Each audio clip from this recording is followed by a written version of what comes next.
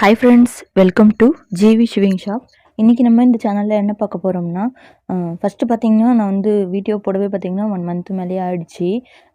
உங்களுக்கு இந்த மாதிரி ஏதாவது நடந்திருக்கா பாருங்கள். எனக்கு வந்து இந்த வீடியோவில் பார்த்திங்கன்னா எப்போவுமே நம்ம இன்கம் பற்றி பேசும்போது பார்த்திங்கன்னா அதுக்கப்புறம் வந்து கொஞ்சம் உடம்பு முடியாத போயிடுற மாதிரி, இல்லை எதனா ஸ்டிச்சிங் பண்ண முடியாத மாதிரி சூழ்நிலை அந்த மாதிரிலாம் நடக்குது. அது வந்து பார்த்திங்கன்னா ஃபஸ்ட் டைம் இல்லை.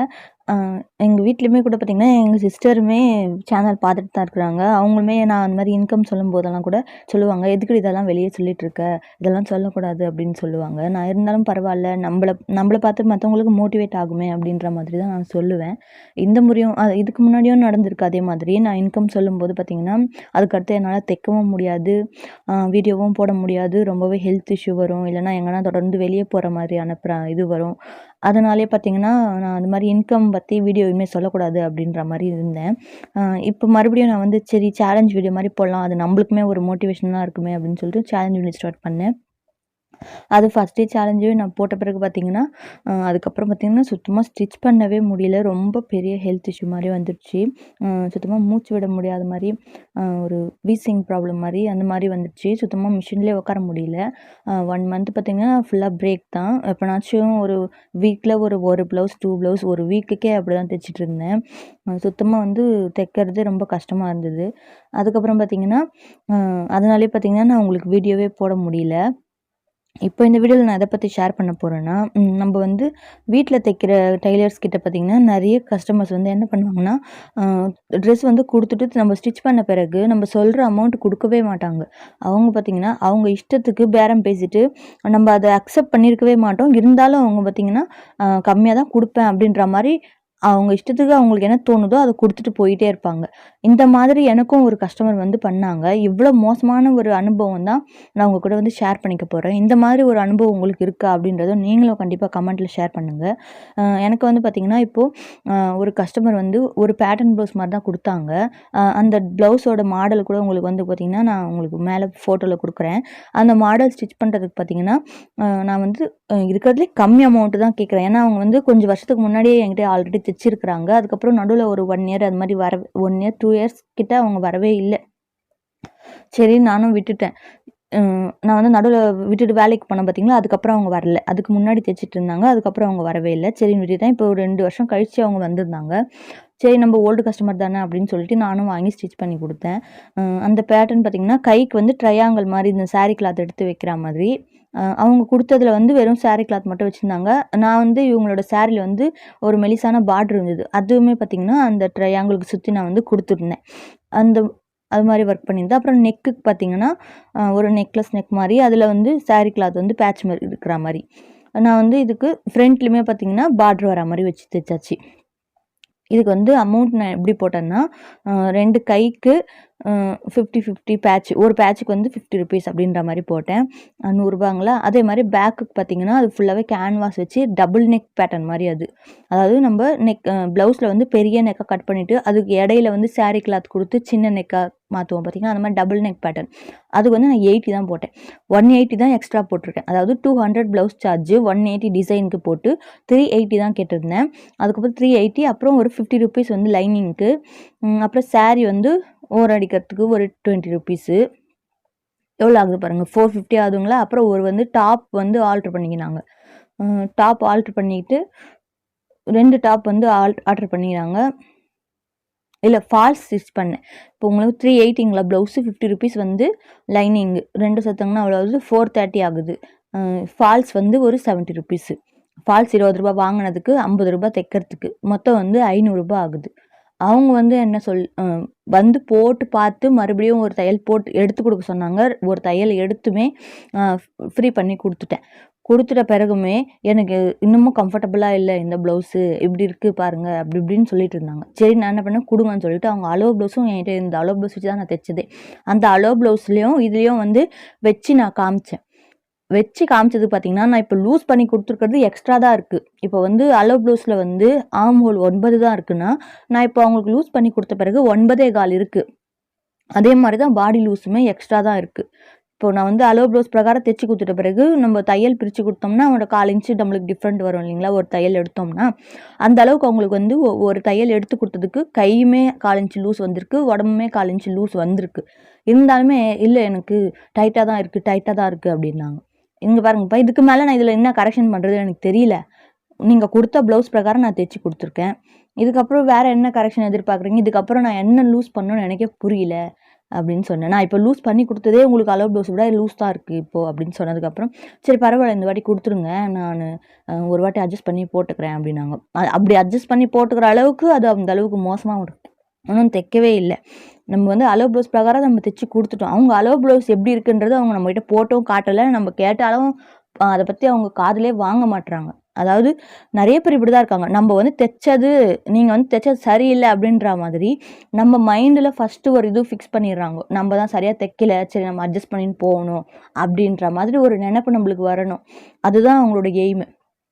போட்டு பார்த்துட்டு இது மாதிரி கரெக்ட் பண்ணி கொடுத்துட்டேன். அப்புறம் பார்த்தீங்கன்னா 50 ரூபா குறைச்சிக்கோங்க அப்படின்னாங்க. மொத்தமாக 50 ரூபா 500 ரூபா பில் ஆகுதுங்களா, 50 ரூபா குறைச்சிக்கோங்கன்னாங்க. இல்லைப்பா நான் உங்கள் ப்ளவுஸ்க்கே எனக்கு 2.5 மணி நேரம் ஆச்சு, நான் 2 மணி நேரம் தைச்சாலுமே 400 ரூபா போடுவேன். சரி நான் உங்களுக்கு வந்து கம்மி தான் போட்டிருக்கேன், உங்களுக்கு 2.5 மணி நேரம் ஆச்சு உங்கள் ப்ளவுஸ் ஸ்டிச் பண்ணவே எனக்கு, அதனால வந்து பேசாதீங்கப்பா, பரவாயில்ல நீங்கள் கொடுத்துருங்க. நான் வந்து லைனிங்குமே பார்த்தீங்கன்னா உங்களுக்கு 40 ரூபா லைனிங் போடுற இடம் கூட அவங்க வந்து குவாலிட்டியாக போடுங்கன்னு சொல்லவே நான் 50 ரூபா லைனிங் வாங்கி போட்டேன். இப்போ நம்ம போட்ட காசு நம்மளுக்கு திருப்பி வரணுமா இல்லையா? நம்ம வந்து நான் சொல்லிக்கிட்டு தான் இருக்கேன். இது மாதிரி 2 வாட்டி கேட்டாங்க, குறைச்சிக்கோங்கக்கான்ட்டு. இல்லைப்பா நம்மளுக்கு அது மாதிரி சரியாக வராதுப்பா, நான் வந்து தைச்சதுக்கு தான் நான் உங்களுக்கு வந்து கம்மி தான் போட்டிருக்கேன், நீங்கள் வெளியே கூட விசாரிச்சு பார்த்தீங்கன்னா எவ்வளோ வரும்னு நீங்களே தெரிஞ்சுப்பீங்க அப்படின்னு சொல்கிறேன். அவங்க கடைசியில் என்ன பண்ணாங்கன்னா, ஜிபேயில் அக்கா 450 போடுறேன் அப்படின்ட்டு அவங்க பாட்டுக்கு போட்டுக்கிட்டு அவங்க பாட்டு ப்ளவுஸ் எடுத்துகிட்டு போகிறாங்க. நான் வந்து எதுவுமே வாயே திறக்க முடியல. அதாவது எனக்கு ஒரு செகண்ட் வந்து நம்மளுக்கு யோசிக்கிறதுக்கு கூட அவங்க வந்து டைமே கொடுக்கல. அந்த நேரம் பார்த்திங்கன்னா எங்கள் அக்காவுமே வந்து எங்கள் கூட எங்கள் வீட்டில் இருந்தாங்க. அவளுமே என்கிட்ட கேட்குறா, என்னடி இப்படி பண்ணுறாங்க அப்படின்ட்டு. அதாவது நம்மளுடைய உழைப்புக்கு அவங்க யார் நம்மளுக்கு கூலி நிர்ணயம் பண்ணுறதுக்கு? நம்ம எவ்வளோ நேரம் அதில் எஃபர்ட் போட்டிருக்கோம், என்ன பண்ணியிருக்கோன்றது நம்மளுக்கு தான் தெரியும். நம்ம கேன்வாஸ்லாம் யூஸ் பண்ணி தான் அந்த ப்ளவுஸே நம்மளால் ஃபினிஷ் பண்ண முடியும். அப்படி இருக்கும்போது அவங்க இஷ்டத்துக்கு அவங்க பண்ணிட்டு போகும்போது நான் ஒரு நிமிஷம் அப்படியே ஒன்றுமே பேசலை, கம்முன்னு இருந்தேன். சரி என்ன தான் பண்ணுறாங்க பார்த்தா 450 அமுச்சிருக்கிறாங்க. அமுச்சிட்டு ப்ளவுஸ் எடுத்துகிட்டு போயிட்டாங்க. அவங்க அம்மா ப்ளவுஸ் மட்டும் ஒன்று இருந்தது. அவங்களுக்கு வந்து ரொம்ப எமர்ஜென்சின்றதால அவங்களுக்கு ஃபஸ்ட்டு கொடுத்துட்டேன். அவங்க அம்மா ப்ளவுஸ் 2 நாளாக கொடுக்கறதா இருந்தது. அது என்ன பண்ணாங்க, சரின்ட்டு நான் வந்து சரி என்ன பண்ணுறாங்களோ பண்ணட்டும். அவங்க வந்து கொஞ்சம் வந்து என்னோடய ரிலேஷன் அந்த மாதிரி. எங்கள் இன்னொரு அக்கா இருக்கிறாங்க, அவங்களோட சின்ன மாமியாரோட பொண்ணு தான் அவங்க வந்தது. சரின்னு சொல்லிட்டு நான் கம்முன்னு விட்டுட்டேன். அதுக்கப்புறம் ஒரு 1 டே கழித்து அவங்க அம்மா ப்ளவுஸ்க்காக கால் பண்ணாங்க. எங்கக்கா எங்கள் அம்மா ப்ளவுஸ் ரெடி பண்ணிட்டீங்களா அப்படின்ட்டு. இல்லைப்பா முகூர்த்தமாக இருக்குது, கொஞ்சம் பிஸியாக ஒர்க் போயின்னுட்ருக்கு, நான் வந்து உங்களுக்கு இன்றைக்கி ஈவினிங் தரேன் அப்படின்னு சொன்னேன். நான் உங்களுக்கு கரெக்ட் டைம் கொடுக்க சொன்னேன், நீங்கள் இப்படி பண்ணுறீங்க, நீங்கள் முடியாதுன்னா முன்னாடியே சொல்ல வேண்டியது தானே, நீங்கள் வாங்கி வச்சுக்கிட்டு இப்போ தரேன் அப்போ தரேன்னு சொல்கிறீங்க அப்படின்னாங்க. நான் சொன்னேன் உங்களுக்கு எமர்ஜென்சினா வந்து எடுத்துன்னு போயிடுங்க அப்படின்னு சொல்லிட்டேன். நான் வந்து ஏற்கனவே அவங்க காசு அமிச்சதுலேயே எனக்கு வந்து அவங்களுக்கு தைக்கணுன்ற ஒரு மைண்ட் செட்டே இல்லை. வந்தாங்கன்னா எடுத்து கொடுத்துடலாம். இப்போ நம்மளுக்கு எப்படி வரோன்னு நினச்ச காசு வரலன்னா நமக்கு எப்படி வலிக்குது, அது மாதிரி ப்ளவுஸ் ரெடி ஆகும்னு நினச்சி ரெடி ஆகலைன்னா அவங்களுக்கு வலிக்கிட்டோம், அந்த வலி அவங்களுக்கு தெரியட்டும் தான் நான் தைக்கவே இல்லை. அவங்களுக்கு தைக்காமலே கம்முன்னு வச்சுட்டு தைக்க முடியலப்பா எனக்கு கொஞ்சம் ஒர்க்கு ரொம்ப இருக்குது அப்படின்னு சொன்னேன். நீங்கள் இதை முன்னாடியே ப்ளவுஸ் வாங்கும் போதே சொல்லணும், நீங்கள் இப்போ சொல்கிறீங்க அப்படின்னாங்க. இல்லைப்பா எனக்கு வேலை நிறைய இருக்குது, உங்களுக்கு நீங்கள் வெயிட் பண்ணால் தான் உங்களுக்கு தைச்சி தர முடியும். நான் வந்து கொடுத்து எவ்வளோ நாள் அது உங்களுக்கு முன்னாடி கொடுத்தவங்களுக்கு தான் நான் இப்போ தைச்சிட்ருக்கேன். எல்லாருக்குமே அவசரம் தான்ப்பா, முகூர்த்தம் வேலையிலே இது மாதிரி கொஞ்சம் நேரம் முன்ன பின்ன தான் ஆகும், நான் தைச்சி வைக்கிறேன்னு. நீங்கள் இதை முன்னாடியே சொல்லியிருந்தேன்னா நான் உங்கள்கிட்ட கொடுத்துருக்கவே மாட்டேன் அப்படின்னாங்க. சரி இப்போ கூட ஒன்றும் இல்லை, வந்து வாங்கிட்டு போயிடுங்க அப்படின்னு சொன்னேன். எங்கள் அம்மா வருவாங்க, நீங்கள் ப்ளவுஸ் கொடுத்துருங்க அப்படின்னாங்க. அதுக்கப்புறம் பார்த்தீங்கன்னா வரவே இல்லை, அன்றைக்கி ஃபுல்லாகவே அவங்க அம்மா வரவே இல்லை. காலையில் அவங்க ஃபோன் பண்ணாங்க, நைட் வரைக்குமே அவங்க அம்மாவும் வரல, யாருமே வரல. மறுநாள் பார்த்தீங்கன்னா அவங்களோட இன்னொரு தங்கச்சி இருக்கிறாங்க, அவங்க வந்தாங்க. வந்துட்டு பார்த்தீங்கன்னா இந்த மாதிரி வந்து அந்த சாரீ மட்டும் ஓரடிச்சு கொடுத்துருங்கக்கா, ப்ளவுஸ் வந்து நான் வந்து ப்ளவுஸ் தைக்கவா வேணாமாப்பா, உங்கள் அம்மாட்ட கேட்டால் சொல்லுங்கள், இல்லைனா நான் வந்து அப்படியே எடுத்துன்னு போயிடுங்க அப்படின்னு சொன்னேன். இல்லை அம்மா உங்கள்கிட்ட தைச்சி கொடுக்க சொன்னாங்க, எங்கள் அக்கா தான் அந்த மாதிரி சொல்லிட்டாங்க, நீங்கள் வந்து தைச்சி கொடுங்கக்கா, நீங்கள் சாரீ மட்டும் இப்போ ஓரடிச்சு என்கிட்ட கொடுத்துருங்க, நாங்கள் போய் ப்ரீ ப்ளீட் பண்ணணும், ப்ளவுஸ் வந்து நீங்கள் ஈவினிங்குள்ளே தாங்க அப்படின்னு சொல்லிட்டாங்க. சரின்ட்டு மறுநாள் தான் அவங்களுக்கு சாரீ ஓரடிச்சு கொடுத்துட்டு நான் வந்து இதுக்கப்புறம் அவங்கக்கிட்ட வந்து ப்ளவுஸே வாங்கக்கூடாது அப்படின்ற மாதிரி முடிவு பண்ணிட்டேன். இப்போ வாங்கி வச்சிருக்க ப்ளவுஸை நம்ம மூஞ்சில் அடிச்ச மாதிரி திருப்பி கொடுக்க முடியாது. ஏன்னா அவங்க கொஞ்சம் ரிலேஷனாகவும் இருக்கிறாங்க. அதனால் என்ன பண்ணேன், அவங்க அம்மா ப்ளவுஸ் சிம்பிளாக ஒரு சின்ன பேட்டர்ன் தான் அது. சரின்னு சொல்லிட்டு அவங்க ப்ளவுஸ் வந்து தைச்சிட்டு அதுக்கப்புறம் அவங்க பையன் வந்து வாங்கிட்டு போனால் அவன் கேட்ட காசு அமுச்சிட்டு வாங்கிட்டு போயிட்டே இருந்துட்டாங்க. இந்த மாதிரி வந்து நம்ம உழைப்புக்கு ஏற்ற காசு தான் கேட்குறோம். அதே மாதிரி கடையில் விட நம்ம வந்து வீட்டில் தைக்கிறோம், அதுக்கு ஏற்ற மாதிரி நம்ம காசு கேட்குறோம்.